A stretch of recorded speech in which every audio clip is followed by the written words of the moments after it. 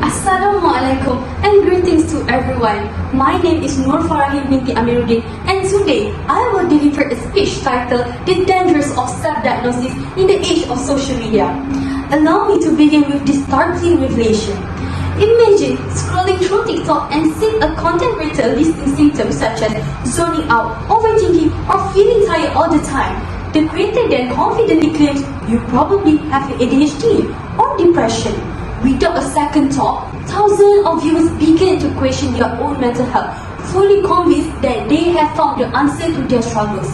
This is the dangerous reality we live in today, where social media is treated like a professional doctor and every user becomes a self-diagnosed patient. As a university student who actively use social media on a daily basis, you are constantly exposed to mental health content that may seem relatable or convincing.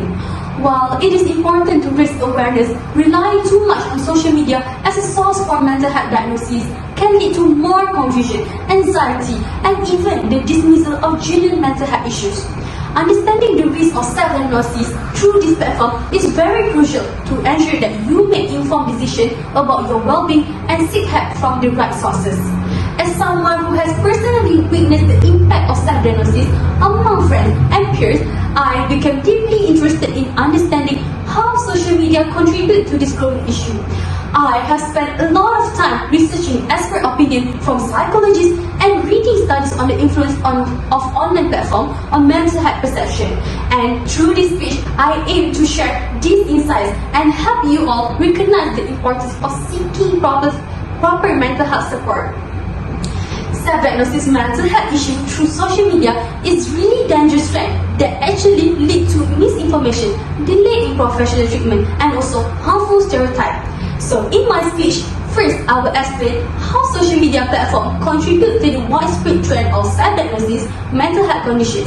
And next, I will discuss the dangers and consequences of relying on unverified online content for mental health information. And finally, I will offer suggestions on how to prevent harmful effects of self-diagnosis on social media. Firstly, I will explain how the rise of short mental health videos has led many young people to casually self-diagnose using unverified information. One major reason why social media users are turning to platforms like TikTok and Instagram for mental health guidance is the lack of access to professional help and a need for emotional validation. According to a 2024 study by Kosar, users often feel ashamed to speak openly about their struggle in real life, and social media offers a safer space to express themselves without fear of judgment. The study also found that mental health content online helps individuals feel understood and less alone, which actually leads them to self-diagnose their condition when professional help is unavailable or unaffordable. This actually shows that beyond entertainment, social media fills a serious informational and emotional gap in mental health care for many young people today. As you can see here, this is an example of a content from a TikTok where this anonymous person seeks help from his viewers about the mental health he may suffer. This actually is a wrong way to seek help in order to solve the problem. Next, while social media has offered emotional release and validation for those struggling with mental health, it also opens the door to unintended consequences. Although mental health content on social media may offer comfort, it also has the potential to spread misinformation and lead to more harmful self-diagnosis, which actually increasing anxiety instead of reducing it. According to a 2023 study by Hassan in his Journal of Health Communication, while self-diagnosis can initially provide relief, it often causes individuals to spiral into overthinking and excessive self-research, which lastly leads to more stress and confusion rather than clarity. The study also showed that social media posts that normalize conditions like anxiety will increase the likelihood of viewers self-diagnosing, especially when they identify with or admire the influencer in the post. This goes against the health belief model, which actually suggests that people are more likely to take positive health action when they receive accurate, supportive guidance and not vague or unverified information from social media. As a result, the tendency to self-diagnose based on content seen on social media can gradually worsen a person's mental health.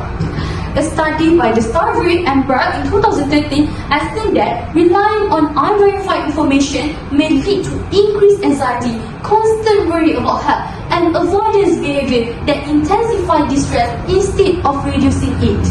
As you can see here, this is an example of how people take online depression tests on TikTok and they share the result, which then influence others to do the same.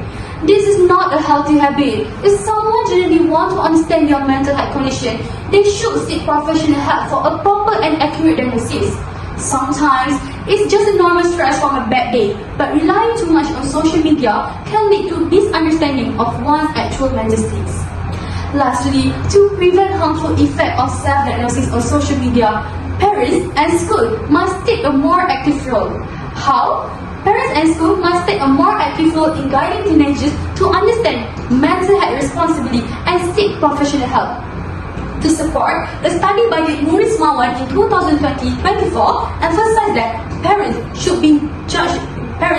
avoid being judgmental or making comparisons when their children express emotional struggle, as this actually can worsen the child's mental state. This same research also recommends that parents encourage their children to consult psychologists or psychiatrists when signs of mental health problems appear, instead of letting them rely solely on online content. In addition, school can help by implementing mental health programs that involve outreach to parents and awareness activity. This will help to reduce the urge of self-diagnosis among teenagers. In closing, it's really important to take mental health issues seriously. Mental health problems may seem like something easily understood through social media, but self-diagnosing based on online content solely can lead to more huge problems. It clearly shows that parents and schools must take action to stop and prevent the teenager from solving their own mental health issue before it gets worsened. Lastly, if you are a parent, talk to your children. Listen without judging and be willing to guide them toward professional help. If you are an educator, advocate for mental health programs in your school that include both students and parents. And if you are a young person struggling, you know that it is okay to ask for help from a medical expert directly, not just by scrolling the social media. In addition, mental health is not a trend to follow, a truth to understand. I hope each of you sitting in front of me today will agree that by relying on 15-second video from the internet won't heal your mind. It only makes things worse if you keep absorbing random advice from strangers on your screen. That's all for today. Thank you for listening.